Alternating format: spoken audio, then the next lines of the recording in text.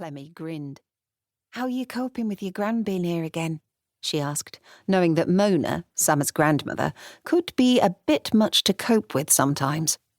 "She's behaving herself," Summer said. "She's been really good at helping in the bar, too. She's got Chris wrapped around her little finger," she added, referring to the pub's chef. "She even sent Dad a Christmas card. Can you believe it? When you think how much she hated him when he was married to Mum. Oh, well, I suppose a lot's happened since then." "Not least you moving to Tuppenny Bridge," Clemmie said, "which I, for one, am very glad about." "You're not the only one," Ben managed, having finally swallowed the cheeseburger. He took Summer's hand. "Where would I be without you, eh?" "Oh, the feeling's mutual," Summer assured him, leaning over to plant a kiss on her boyfriend's cheek.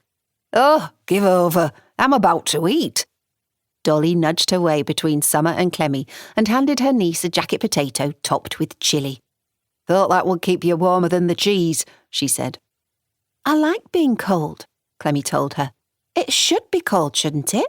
For Christmas Eve, I mean. I wish it was colder still, though. No chance of snow."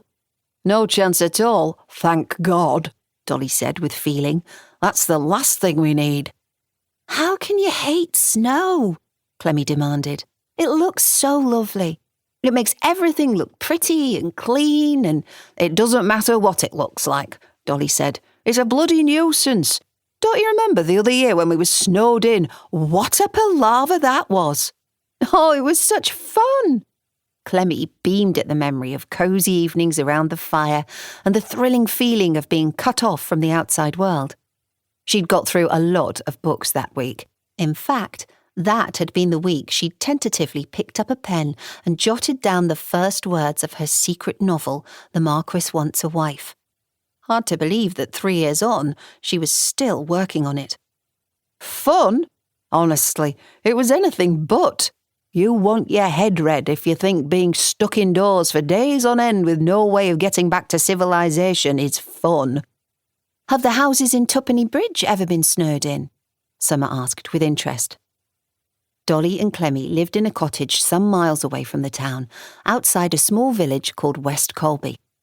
Their home, Wintergreen, was some distance from the village centre, and being in a valley meant they'd been cut off by snow several times in the past. "Not to my knowledge," Dolly said cheerfully. "Not in recent years, anyway. The farmers are straight out with the snowplows these days, and the roads through the town are passable. Mind, the town itself has been cut off a few times, but never for long. Tuppenny Bridge is a different prospect from West Colby." "Oh, that's a shame," Summer said. The expression in Ben's blue eyes showed he thought differently. "It's hard enough, believe me. Try getting to some of these outlying farms to deal with a sick animal when the roads are feet deep in snow. And there's the worry of sheep getting buried in the stuff and freezing to death. I'm glad it's not a white Christmas, and I hope it's a snow-free winter, though the chances are we'll see some at least." "These two have no romance in their souls," Clemmie told Summer, although she could see Ben's point in a way. He was, after all, a vet. It was different for him. She began to tuck into her jacket potato, relieved to discover that the chili wasn't too spicy. "Shall we have a wander around, see who else is here?" Ben suggested. Summer nodded. "Why not? Are you two coming?" Dolly lifted a long string of fried onion from her hot dog and dipped it enthusiastically into a pool of ketchup. "No, you're all right, thanks. I'm happy here while I stuff my face. You go with them, Clemmie, if you like." "I'm okay enjoying the music for now," Clemmie said. "You two go. I'll have a walk around later." "Fair enough." Ben put his arm around Summer's waist, and they walked away, just as the band began to play Once in Royal David's City. "Oh, I love this one," Clemmie said, and Dolly laughed. "Of course you do. Hey, you could have gone with them, you know. I wouldn't have been offended." Clemmie prodded her jacket potato and shrugged. "No, I'm fine. Two's company and all that. The last thing I want to be is a gooseberry." "Bless you," Dolly said, dabbing ketchup from her chin with a paper napkin. "Time you found yourself a bloke, if you ask me. Now, I never met a fella yet who could..."